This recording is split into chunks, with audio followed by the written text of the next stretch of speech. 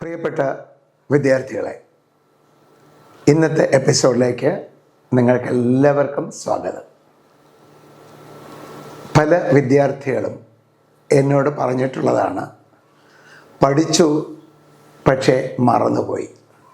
അതുപോലെ പരീക്ഷാ ഹാളിലിരുന്ന് ചോദ്യം വായിച്ചു, ആലോചിച്ചു, ഉത്തരം ഓർമ്മ വരുന്നേയില്ല. പരീക്ഷാ ഹാൾ വിട്ട് വെളിയിറങ്ങി ഒരു 2 മിനിറ്റ് കഴിഞ്ഞപ്പോൾ ഉത്തരം ഓർമ്മ വന്നു.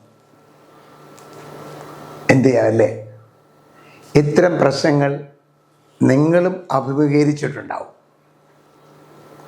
എന്താ ഇതിനൊക്കെ ഒരു പരിഹാരം വേണ്ടേ? എങ്ങനെ ശാസ്ത്രീയമായി പഠിക്കാം? എങ്ങനെ മറക്കാതിരിക്കാം? സമയത്ത് ഓർമ്മ വരുന്ന രീതിയിൽ എങ്ങനെ പഠിക്കാം? ഇതിനെക്കുറിച്ചൊക്കെ നമുക്ക് ചില കാര്യങ്ങൾ ഇന്ന് ചർച്ച ചെയ്യാം. നാം പഠിക്കുമ്പോൾ സംഭവിക്കുന്നത്, കാര്യങ്ങൾ വായിക്കുന്നു. ആദ്യം നമ്മൾ പറയുന്നൊരു സത്യമുണ്ട്, മനസ്സിലായി. ശരിയാണ്, ഒന്ന് പൊട്ടിച്ച് പറഞ്ഞു, മനസ്സിൽ ആയി. ഇനി അവിടെ നിന്നത് ഷോർട്ട് മെമ്മറിയിലോട്ട് പോകണം. ഷോർട്ട് മെമ്മറിയിൽ നിന്ന് ലോങ് മെമ്മറി പോകണം. ഇതാണ് പഠനത്തിൽ നടക്കുന്ന പ്രക്രിയ. അതുകൊണ്ട് തന്നെ പ്രിയപ്പെട്ട കുട്ടികളെ, നിങ്ങൾ പഠിക്കാനിരിക്കുമ്പോൾ മാറ്റർ വായിക്കുമ്പോൾ നല്ല ശ്രദ്ധ വേണം കേട്ടോ. മാക്സിമം ശ്രദ്ധയോടെ നിങ്ങൾ വായിക്കുക. ഒരു 3-4 പ്രാവശ്യമൊക്കെ വായിക്കുമ്പോൾ നിങ്ങൾക്കെല്ലാം മനസ്സിലായി എന്ന് നിങ്ങൾക്ക് തോന്നാറുണ്ട്. വളരെ ശരിയാണത്. മനസ്സിൽ ആയി. പൂർണ്ണമായിട്ട് മെമ്മറിയിൽ കയറിയിട്ടുണ്ടോ ഇല്ല എന്നുള്ളത് അപ്പോഴും നമുക്ക് ഉറപ്പില്ല. അപ്പോൾ ചെയ്യേണ്ടത്, ഒരു 3ാമത്തെ വായനയിലോ 4ാമത്തെ വായനയിലോ അറിയാം എന്ന് തോന്നിയാലും അവിടെ നിർത്തരുത് വായന. ഒരു 8 പ്രാവശ്യമെങ്കിലും വായിക്കുക. ഒരു 8 പ്രാവശ്യമൊക്കെ വായിച്ചു കഴിഞ്ഞാൽ തീർച്ചയായിട്ടും അത് പൂർണ്ണമായിട്ടും ഷോർട്ട് മെമ്മറിയിൽ കയറിയിട്ടുണ്ടാവും. അപ്പോൾ എന്താ ചെയ്യേണ്ടത്? 8 പ്രാവശ്യം വായിക്കുക. ഒരു 4-5 പ്രാവശ്യം വായിക്കുമ്പോൾ എല്ലാം അറിയാമെന്ന് തോന്നും. എന്നാലും വീണ്ടും വായിച്ചോളൂ. ഒരു 8 പ്രാവശ്യം വായിക്കുക. അത് 1ാമത്തെ കാര്യം. ഇനി ഇത് ഷോർട്ട് മെമ്മറിയിലായി. ഇതുവരെ പഠിക്കാനുള്ള പല തന്ത്രങ്ങളുണ്ട്, അതെല്ലാം പറയാം. ഈ ഷോർട്ട് മെമ്മറി എന്നത് ലോങ് മെമ്മറി പോകണമെങ്കിൽ നിങ്ങൾക്ക് അത്യാവശ്യം വേണ്ടത് നല്ല ഉറക്കമാണ്. പഠിച്ചതിൻ്റെ അന്ന് നന്നായിട്ട് ഉറങ്ങിയിരിക്കണം. നല്ല ഉറക്കമുള്ള കുട്ടികൾക്ക് മെമ്മറി പൂർണ്ണമായിട്ട് വർക്ക് ചെയ്യുകയുള്ളൂ. അവർക്ക് ഈ നിങ്ങൾ പഠിച്ച സാധനങ്ങൾ പൂർണ്ണമായിട്ട് ലോങ് മെമ്മറിയിലോട്ട് മാറ്റം ചെയ്യപ്പെടുകയുള്ളൂ. അതുകൊണ്ട് നല്ല ഉറക്കം വേണം എന്നുള്ളത് 2ാമത്തെ കാര്യം. പിന്നെ പഠിക്കാനിരിക്കുമ്പോൾ തുടർച്ചയായിട്ട് ഒരുപാട് നേരം പഠിക്കരുത്. കാരണം ഇടയ്ക്ക് നിങ്ങളുടെ മനസ്സും മെമ്മറിയൊക്കെ തമ്മിൽ വേർപെട്ട് പോകുന്ന സമയങ്ങളുണ്ട്. അപ്പോഴും നിങ്ങൾ പഠിച്ചുകൊണ്ടിരുന്ന മനസ്സിൽ നിന്നൊന്നും ഷോർട്ട് മെമ്മറി കയറില്ല, ഷോർട്ട് മെമ്മറി കയറാതെ ലോങഗ് മെമ്മറിയിലും കയറില്ല. അതുകൊണ്ട് ഒരു 40 മിനിറ്റ് നിങ്ങൾ പഠിക്കുക. 40 എന്ന് പറഞ്ഞാൽ അപ്രോക്സിമേറ്റ് ആണ്, ഷാർപ്പ് 40 വേണ്ട. പഠിക്കുന്ന ടോപ്പിക്കിൻ്റെ ഭാഗങ്ങളനുസരിച്ച് ഒരു 35 to 40 മിനിറ്റ് ആകുമ്പോൾ നിങ്ങൾ പഠിത്തം ഒന്ന് ബ്രേക്ക് ചെയ്യുക. ഒന്ന് വെളിയിൽ പോവുക. ഒരു 5 മിനിറ്റ് ബ്രേക്ക് എടുക്കണം. ഈ 5 മിനിറ്റ് ബ്രേക്കിൽ ഒരു 2 മിനിറ്റെങ്കിലും ഒന്ന് നടക്കുക. ഒരു 5-6 പ്രാവശ്യം നന്നായിട്ട് കുനിയുകയും നൂരുകയും ചെയ്യുക. ഇച്ചിരി അല്പം വെള്ളം കഴിക്കുക. കുടിക്കുക എന്നല്ല ഞാൻ പറഞ്ഞ, വെള്ളം കഴിക്കുക. ചൂട് കാപ്പിയോ ചായയോ ഒക്കെ കഴിക്കുന്നത് പോലെ വേണം വെള്ളവും കഴിക്കാൻ. ഒറ്റയടിക്ക് കുടിക്കരുത്. വെള്ളം കഴിക്കുക. നല്ല പച്ചപ്പിലൊക്കെ ഒന്ന് നോക്കുക. കണ്ണ് ക്ലോക്ക് വൈസും ആൻറ്റി ക്ലോക്ക് വൈസൊക്കെ ഒന്ന് കറക്കുക. 5 മിനിറ്റ് കഴിഞ്ഞ് നിങ്ങൾക്ക് വീണ്ടും വന്നിരുന്ന് പഠിക്കാം. ഇങ്ങനെ ഓരോ 40 മിനിറ്റിലൊരിക്കലും നിങ്ങൾ 5 മിനിറ്റ് ബ്രേക്ക് എടുക്കുക. ഓരോ പ്രാവശ്യം പഠിക്കാനിരിക്കുമ്പോഴും നിങ്ങൾ ഒന്ന് ബ്രീത്തിങ് എക്സർസൈസ് ചെയ്തിട്ട് പഠിക്കുന്നതാണ് നല്ലത്. അതായത് നിങ്ങൾ ഇങ്ങനെ വലത്തെ മൂക്ക് ഇങ്ങനെ ഒന്ന് അടച്ച് പിടിക്കുക, ഇടത്തെ മൂക്കിൽ കൂടെ ഇൻഹെയിൽ ചെയ്യുക, സ്ലോയിൽ പതുക്കെ ഇങ്ങനെ. എന്നിട്ട് എത്ര സെക്കൻഡ് നിങ്ങൾ ഇൻഹെയിൽ ചെയ്തോ ഏകദേശം അത്രയും സമയം ബ്രീത്ത് ഹോൾഡ് ചെയ്യണം, ശ്വാസം പിടിച്ചു നിർത്തണം. എന്നിട്ട് അതിൻ്റെ ഇരട്ടിയോളം സമയമെടുത്ത് മറ്റേ മൂക്കിൽ കൂടി പതുക്കെ റിലീസ് ചെയ്യണം. Like this. Inhale, hold, release.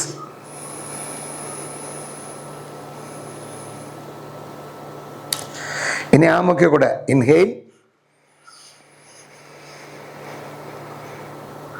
Hold,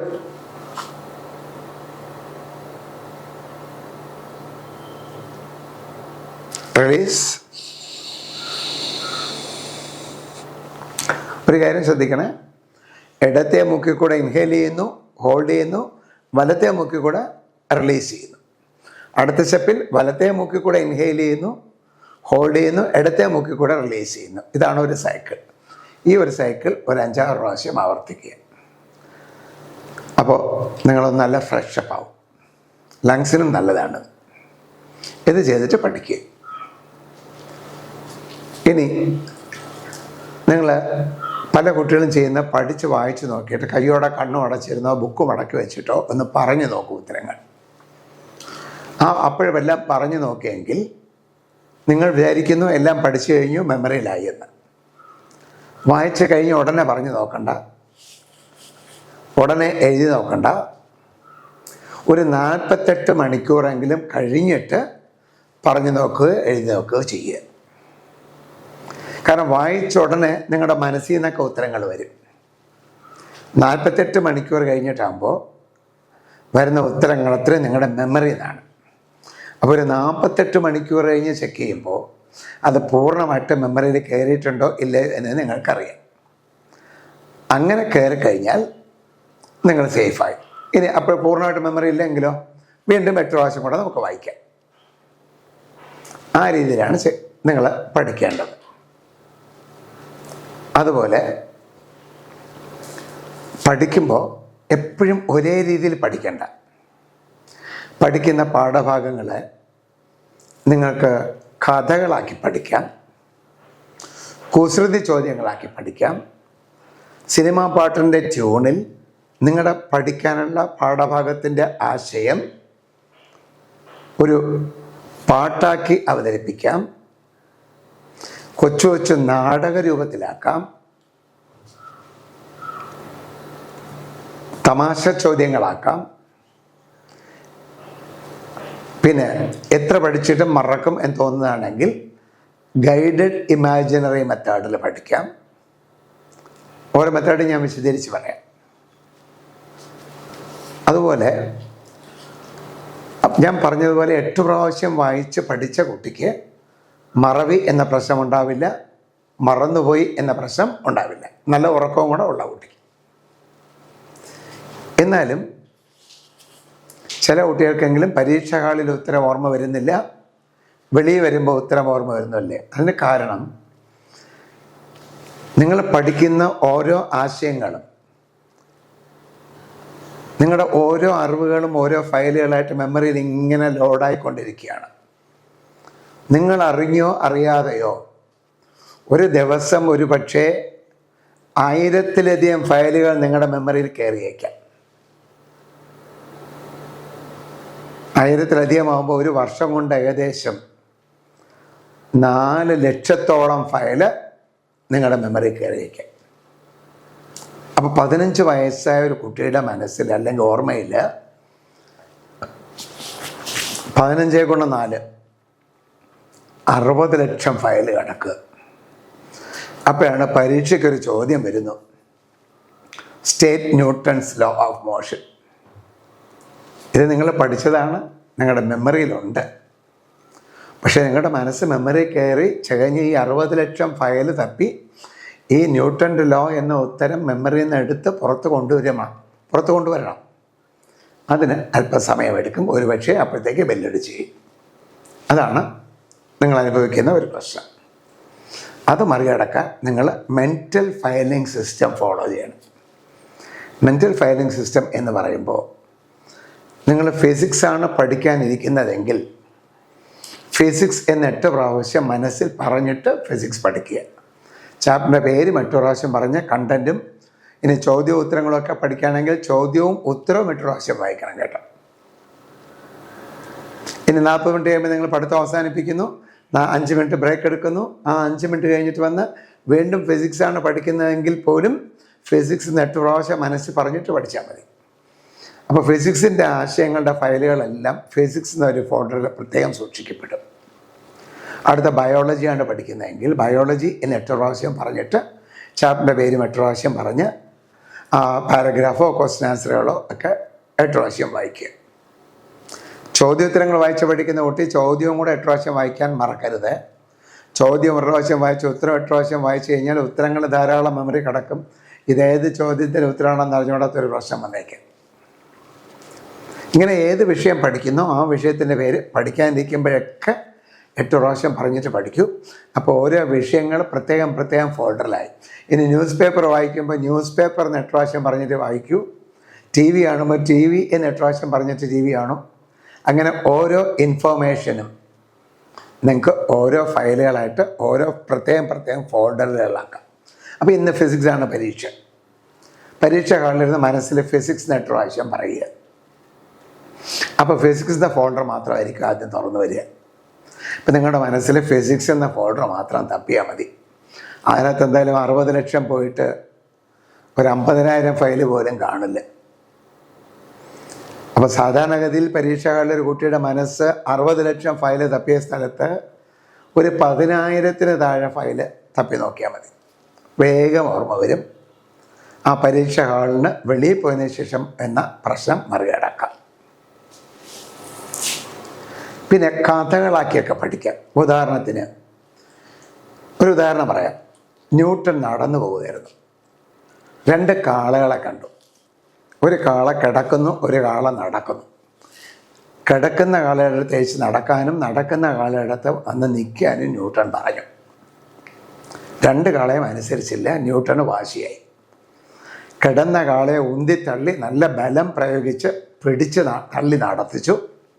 നടന്ന കാളയുടെ കൊമ്പ് ചെന്ന് ബലം പ്രയോഗിച്ച് നിർത്തി. അപ്പോൾ ന്യൂട്ടൺ ഒരു കാര്യം മനസ്സിലായി.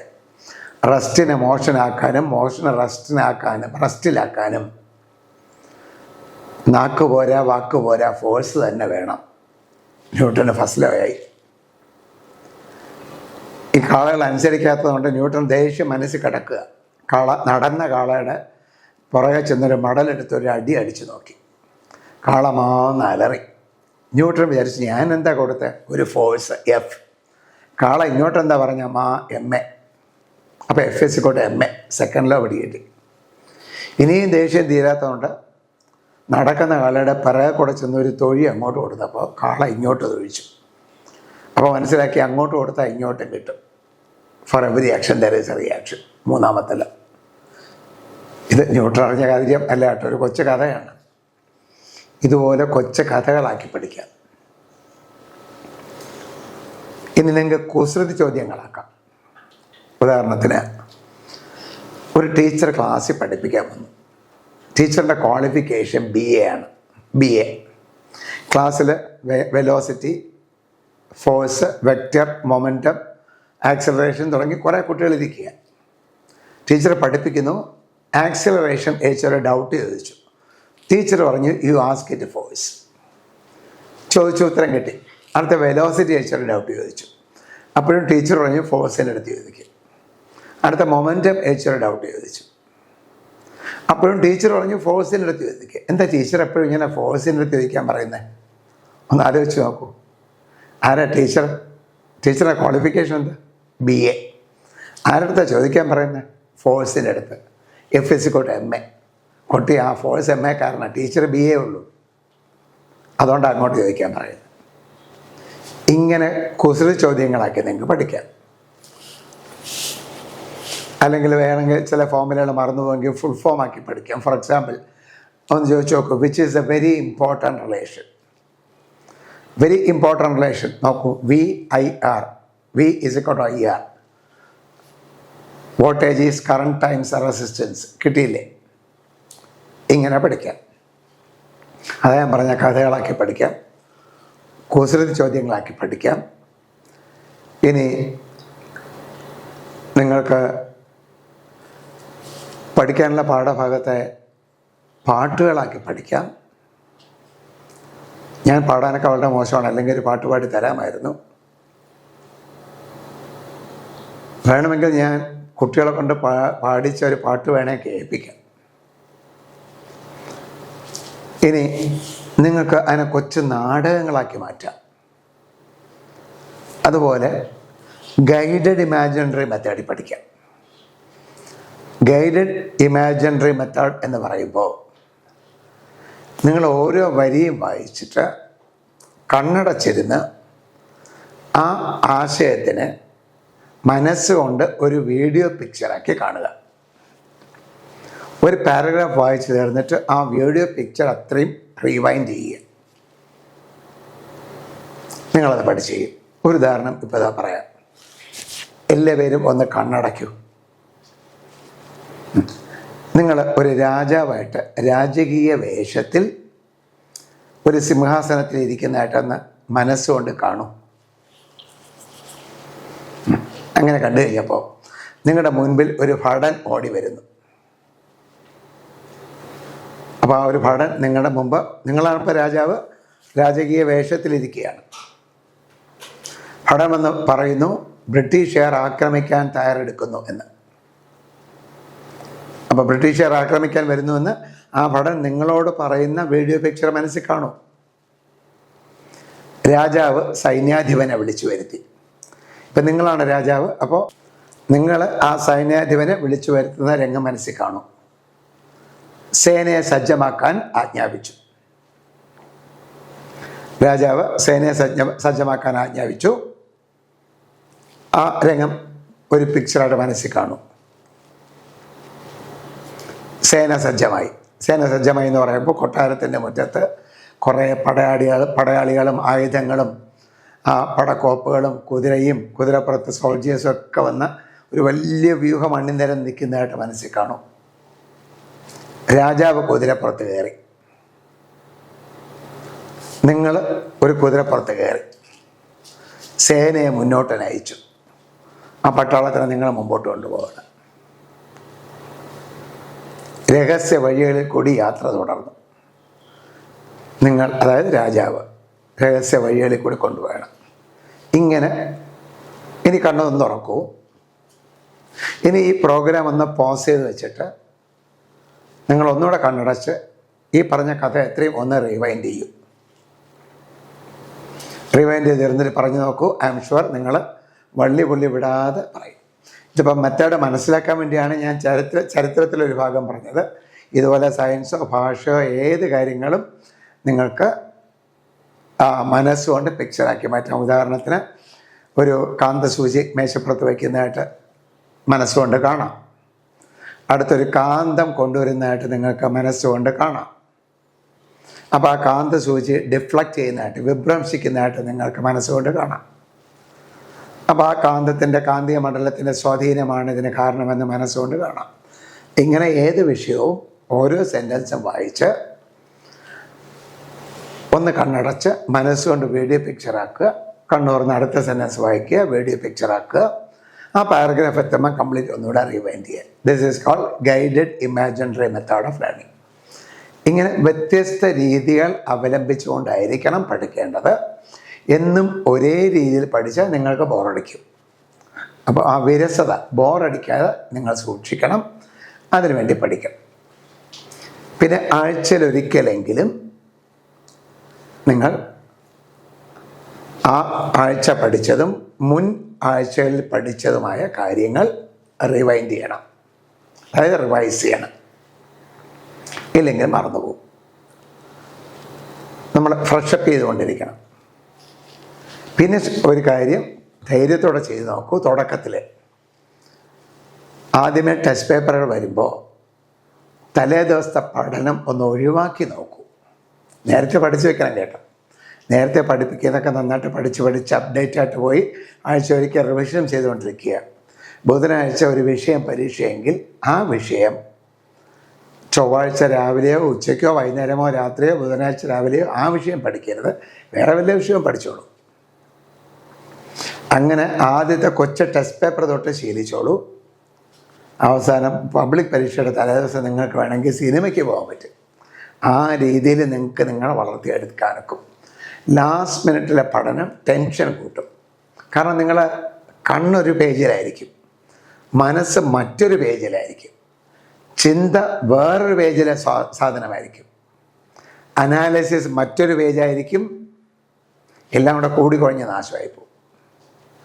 അതുകൊണ്ട് തലേ ദിവസത്തെ പഠനം ഒഴിവാക്കുന്നതാണ് നല്ലത്. അതിനുവേണ്ടി നേരത്തെ എല്ലാം പഠിച്ചു വയ്ക്കുക, ആഴ്ചതോറും റിവൈസ് ചെയ്യുക. ഈ രീതിയിലേക്കാണ് നിങ്ങൾ പഠിക്കേണ്ടത്. പിന്നെ പഠിക്കുന്ന കുട്ടികൾ കഴിയുന്നതും ഇരുന്ന് തന്നെ പഠിക്കണം. സ്റ്റൂളാണ് നല്ലത് കസേരയേക്കാൾ. കസേരയിലൊക്കെ ചാരിയൊക്കെ ഇരിക്കുമ്പോൾ അറിയാതെ നിങ്ങളറിയാതെ ഒരർത്ഥമയക്കം നിങ്ങളെ ബാധിക്കും. സ്റ്റൂളിലാവുമ്പോൾ അത് സംഭവിക്കില്ല. നടന്നും കിടന്നും പഠിക്കരുത്. എറക്റ്റായിട്ട് ഇരിക്കാൻ ശ്രദ്ധിക്കണം. എറക്റ്റായിട്ട് തന്നെ ഇരുന്ന് പഠിക്കണം.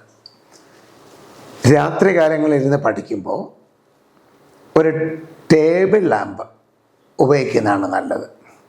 ടേബിൾ ലാമ്പ് വളച്ച് നിങ്ങളുടെ പുസ്തകത്തിലോട്ട് ലൈറ്റ് ഫോക്കസ് ചെയ്യുന്ന രീതിയിൽ വെച്ചിട്ട് മുറിയിലെ ബാക്കി ലൈറ്റ് എല്ലാം ഓഫ് ചെയ്തിട്ടിരുന്ന് പഠിച്ചോളൂ.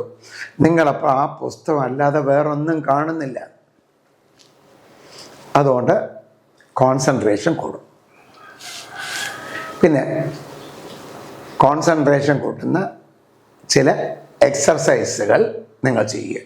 ജസ്റ്റ് ഇത് വാച്ച് മീ. ഇങ്ങനെ ഈ കൈ ഇങ്ങനെ ഒന്ന് കറക്കാൻ പറ്റുന്നുണ്ടോ നോക്കൂ. തെറ്റിപ്പോകുന്നല്ലേ, പേടിക്കണ്ട. സ്റ്റെപ്പ് ബൈ സ്റ്റെപ്പായിട്ട് പറഞ്ഞു തരാം. കൈ രണ്ടും ഇങ്ങനെ പിടിക്കൂ. യെസ്. ഓപ്പോസിറ്റായിട്ട് ചലിപ്പിക്കൂ. രണ്ടും താഴ്ത്തു. ഓപ്പോസിറ്റ് ആക്കൂ. രണ്ടും ഉയർത്തു. ഓപ്പോസിറ്റ് ആക്കൂ. താഴ്ത്തു. ഓപ്പോസിറ്റ് ആക്കൂ. ഉയർത്തു. Opposite down. Opposite up. Opposite down. Opposite up. Opposite down. Opposite up. ഇങ്ങനെ ചെയ്ത് ക്രമേണ സ്പീഡ് കൂട്ടിക്കോളൂ. അവസാനം നിങ്ങൾക്ക് ഇതുപോലെ നല്ല സ്പീഡിൽ ചെയ്യാൻ കഴിയും. അതുപോലെ മറ്റൊരു എക്സസൈസ്, നിങ്ങൾ 1 തൊട്ട് 50 വരെ എണ്ണണം. എണ്ണുമ്പോൾ ഓഡ് നമ്പേഴ്സൊക്കെ മലയാളത്തിൽ പറയുക, ഒരു ഭാഷയെ പറയുക. ഈവൻ നമ്പറൊക്കെ മറ്റൊരു ഭാഷയെ പറയുക. നല്ല സ്പീഡിൽ തെറ്റാതെ പറയാൻ കഴിയണം. ആദ്യ കാലങ്ങളിലൊക്കെ തെറ്റും, പേടിക്കണ്ട. അത് കാലക്രമേണ ശരിയായിക്കോളൂ. ലൈക്ക് ഇങ്ങനെ 1 2 3 4 5 6 7 8 9 10 11 12 13 14 15 16 17 18 19 20 21 22 23 24 25 26 27 20 29 30 30 32 33 34 35 36 37 29 40 41 42 43 44 45 46 47 40 49 50 ഇങ്ങനൊന്ന് പറയാൻ ശ്രമിച്ചു നോക്കൂ, ശരിയാവും. അതുപോലെ മെമ്മറി വർദ്ധിപ്പിക്കാനുള്ള എക്സസൈസും ചെയ്യുക. മെമ്മറി വർദ്ധിപ്പിക്കാനായിട്ട് ഒന്ന്, കിടക്കുന്നതിന് മുമ്പായിട്ട് അന്നൊരു ദിവസം നിങ്ങൾ എന്തൊക്കെ കണ്ടു, എന്തൊക്കെ കേട്ടു, എന്തൊക്കെ വായിച്ചു, എന്തൊക്കെ ചെയ്തു, ഇതെല്ലാം ഒന്ന് ഓർക്കുക. ആ ദിവസങ്ങളിൽ ചിലപ്പോൾ ഒരുപക്ഷെ ഒന്നും ഫുള്ളായിട്ട് ഓർക്കാൻ പറ്റിയെന്ന് വരില്ല, കുഴപ്പമില്ല. അടുത്ത 2-ാം ദിവസം ആകുമ്പോൾ അന്നത്തെ കാര്യങ്ങളും തലേ ദിവസത്തെ കാര്യങ്ങളും കംപ്ലീറ്റ് ഓർക്കുക. 3-ാമത്തെ ദിവസം അന്നത്തത്, തലേ ദിവസത്തത്, അതിൻ്റെയും തലേ ദിവസത്തത്. അടുത്ത ദിവസം അതുപോലെ ബാക്കിലോട്ട് 3 ദിവസം കൂടെ, മൊത്തം 4 ദിവസത്തെ. അങ്ങനെ മുമ്പോട്ട് പോയി 8 ദിവസത്തെ കാര്യങ്ങൾ നിങ്ങൾ ഓർമ്മിക്കണം. അപ്പോൾ 20-ാം തീയതി ആകുമ്പോൾ 20-ാം തീയതിത്തെ കാര്യം, 19-ലേത്, 18, 17, 16, 15, 14, 13 ഈ തീയതികളുടെ കാര്യങ്ങൾ ഇങ്ങനെ ഒരു 8 ദിവസത്തെ കാര്യം ഓർത്താൽ മതി. വർഷക്കണക്കിനൊന്നും ഓർക്കണ്ട, അങ്ങനെ സമയവും കിട്ടില്ല. പിന്നെ റേഡിയോയോ മൊബൈലിലോ യൂട്യൂബിലോ ഏതെങ്കിലും പ്രഭാഷണമൊക്കെ ഒന്ന് ഓൺ ചെയ്ത് വെച്ച് ഒരു 2 മിനിറ്റ് കേൾക്കുക. എന്നിട്ട് അത് ഓഫാക്കിയിട്ട് നിങ്ങളത് തിരിച്ച് പറഞ്ഞു നോക്കുക. ഇനി 2-ാമത്തെ സ്റ്റെപ്പിൽ ടി വി ഓൺ ചെയ്ത് വയ്ക്കുക. സിനിമയും പാട്ടും കഥകളും വേണ്ട കേട്ടോ. അല്ലാതെ എന്തെങ്കിലും പ്രോഗ്രാം കാണുക, കേൾക്കുക. 2 മിനിറ്റ് കണ്ടിട്ട് ആ കണ്ട കാര്യവും കേട്ട കാര്യവും നിങ്ങളൊന്ന് ഓർമ്മിക്കുക, റിവൈൻഡ് ചെയ്യുക. 3ാമത്തെ എക്സസൈസ് എന്ന് പറയുന്നത് ടി വി ഓൺ ചെയ്ത് വെച്ചിട്ട് സൗണ്ട് മ്യൂട്ട് ചെയ്യുക. മൊബൈലോ റേഡിയോ വെച്ച് മറ്റൊരു പ്രഭാഷണം ഓൺ ചെയ്ത് വയ്ക്കുക. ആ പ്രഭാഷണം കേൾക്കുക, ടി വിയിലെ സീൻ കാണുക. രണ്ടും പരസ്പരം ഒരു ബന്ധമില്ലാത്തതാണ്. ആയിക്കോട്ടെ, 2 മിനിറ്റ് ഇത് ചെയ്തിട്ട് 2 മിനിറ്റ് കഴിഞ്ഞിട്ട് ഇത് രണ്ടും കൂടി ഓർമ്മിക്കുക. ഇത് പതിവായിട്ട് ചെയ്യുന്ന ഒരു കുട്ടിക്ക് മെമ്മറി നന്നായിട്ട് കൂടിക്കൊണ്ടിരിക്കും. അപ്പോൾ അങ്ങനെ മെമ്മറി എക്സസൈസുകളും ചെയ്യുക. പിന്നെ പഠിക്കാനിരിക്കുമ്പോൾ വയറ് ഓവർലോഡായിട്ട് ഫുഡ് കഴിച്ചിട്ടിരിക്കരുത്, ഒരു മയക്കത്തിൽ വീണു പോകും. ഉദാഹരണത്തിന് നിങ്ങൾ ഒരു അവധി ദിവസം പഠിക്കാനിരിക്കുന്നു, രാവിലെ 4 ദോശ കഴിക്കാൻ ഉദ്ദേശിക്കുന്നെങ്കിൽ 8 മണിക്ക് 2 കഴിച്ചാൽ മതി, പഠിച്ചോളുക. ഒരു 10 മണിക്ക് അടുത്ത 2 കഴിക്കും. ആ 4 കൂടെ ഒരുമിച്ച് കഴിക്കേണ്ട. കഴിക്കുന്ന എണ്ണം കുറയ്ക്കണമെന്ന് ഞാൻ പറയില്ല, അതൊക്കെ ഡയറ്റീഷ്യൻ പറയുന്ന പോലെ ചെയ്യുക. കഴിക്കാൻ ഉദ്ദേശിക്കുന്നതിന് പകുതി വരെ നേരം കഴിക്കുക, പകുതി കുറച്ച് കഴിഞ്ഞിട്ട് കഴിക്കുക. അപ്പം നിങ്ങൾക്കൊരു ആലസ്യം ഉണ്ടാവില്ല. പിന്നെ മേശപ്പുറത്ത് ഒരു പച്ച നിറത്തിലുള്ള വിരിപ്പ് വിരിക്കുക നല്ലതാണ്. കാരണം കോൺസെൻട്രേഷൻ കൂട്ടുന്ന കളറ് പച്ചയാണ്. അപ്പോൾ ഈ രീതിയിലൊക്കെ ഞാൻ പറഞ്ഞ രീതിയിലൊക്കെ നിങ്ങളൊന്ന് പഠിക്കുക. ഒന്നുകൂടെ പറയാം. പഠിക്കാനിരിക്കുമ്പോൾ സബ്ജക്റ്റിൻ്റെ പേര് 8 പ്രാവശ്യം മനസ്സുകൊണ്ട് പറയുക, ചാപ്റ്ററിൻ്റെ പേര് 8 പ്രാവശ്യം പറയുക, കണ്ടൻറ്റ് അല്ലെങ്കിൽ ക്വസ്റ്റ്യൻ ആൻസേഴ്സ് ചോദ്യവും ഉത്തരവും കൂടെ 8 പ്രാവശ്യം വായിക്കുക. 40 മിനിറ്റ് കഴിയുമ്പോൾ ബ്രേക്ക് എടുക്കുക. വീണ്ടും ഒരു 5 മിനിറ്റ് ബ്രേക്കിന് ശേഷം വീണ്ടും 40 മിനിറ്റ് പഠിക്കുക. And so on. അങ്ങനെ ചെയ്യുക. പഠിക്കാനായിട്ട് കഥകളാക്കിയും നാടകമാക്കിയും പാട്ടുകളാക്കിയും അല്ലെങ്കിൽ കുസൃ ചോദ്യങ്ങളാക്കിയും ഗൈഡഡ് ഇമാജിനറി മെത്തേഡ്, ഇങ്ങനെ വിവിധ മെത്തേഡുകളിൽ വേണം പഠിക്കാൻ. എന്നും ഒരേ രീതിയിൽ പഠിക്കേണ്ട. പഠിക്കുന്ന ദിവസങ്ങളിൽ നന്നായിട്ട് ഉറങ്ങണം. ഒരു ഹൈസ്കൂളിലെ കുട്ടി ഒരു 7.5 മണിക്കൂറെങ്കിലും ഉറങ്ങണം ദിവസം. അറ്റ്ലീസ്റ്റ് 7.5 hour ഉറങ്ങണം നിങ്ങൾ. അത് പരീക്ഷയുള്ള ദിവസം തലേദിവസമാണെങ്കിൽ അത് 9 മണിക്കൂർ ഉറങ്ങണം. 10ാം തീയതി പരീക്ഷയാണെങ്കിൽ 9ാം തീയതി രാത്രി 9 മണിക്കൂർ ഉറങ്ങണം. മറ്റു ദിവസങ്ങളിൽ ഒരു 7.5 മണിക്കൂർ ഉറങ്ങിയാൽ മതി. ഇങ്ങനത്തെ ശീലങ്ങളുണ്ടാവണം. ഇനി പരീക്ഷാ ഹാളിലിരുന്ന് അന്നത്തെ പരീക്ഷ ഏതാണോ ആ വിഷയം മനസ്സിൽ 8 പ്രാവശ്യം ഓർക്കുക. അപ്പോൾ ആ വിഷയത്തിൻ്റെ ഉത്തരങ്ങൾ മാത്രമേ നിങ്ങൾക്ക് ഓർമ്മ വരും, നന്നായിട്ട് എഴുതാൻ പറ്റും. പിന്നെ പസിൽസ് നന്നായിട്ട് സോൾവ് ചെയ്ത് ശീലിക്കുക. പസിൽസ് ഉള്ള ബുക്കുകളൊക്കെ വാങ്ങിച്ച് അതിലെ പസിലുകളൊക്കെ സോൾവ് ചെയ്ത് ശീലിക്കുക. ഇത് നിങ്ങളുടെ ചിന്താശക്തി വർദ്ധിപ്പിക്കാൻ സഹായിക്കും. അങ്ങനെ ചിന്താശക്തി വർദ്ധിപ്പിക്കാൻ കഴിയുന്ന കുട്ടിക്ക് അനാലിസിസ് ചോദ്യങ്ങളോ ആപ്ലിക്കേഷൻ ക്വസ്റ്റ്യൻസോ സിന്തസിസ് ചോദ്യങ്ങളൊക്കെ വരുമ്പോൾ അത് ആലോചിച്ച് തന്നെത്താനെ ഉത്തരം ഉണ്ടാക്കാനുള്ള കഴിവ് നേടും. അപ്പോൾ പസിൽ സോൾവിങ് ഒരു ശീലമാക്കുക. ഈ രീതിയിലൊക്കെ പഠിക്കുക. ഇങ്ങനെയൊക്കെ പഠിച്ചു കഴിഞ്ഞാൽ നിങ്ങൾക്ക് നല്ല വിജയം ഉറപ്പാണ്. പ്രിയപ്പെട്ട കുഞ്ഞുങ്ങൾ, നിങ്ങൾ ഓരോരുത്തരും വലിയ തോതിൽ കഴിവുള്ള ഓരോ വലിയ ആൾക്കാരാണ്. നിങ്ങളുടെ ഉള്ളിൽ ഓരോ കഴിവുകളുണ്ട്. പക്ഷെ ഒരു കാര്യം ഓർക്കുക, നിങ്ങളുടെ ഒരു ഫ്രണ്ടിനോ അപ്പുറത്തെ വീട്ടിലോ ഉള്ള കുട്ടിക്കുള്ള കഴിവല്ല നിങ്ങൾക്ക്.